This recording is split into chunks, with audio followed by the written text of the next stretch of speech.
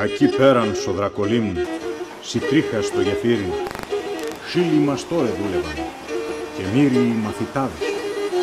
Όλεν τη μέραν έχτιζαν, τη νύχτα με χαλάουταν.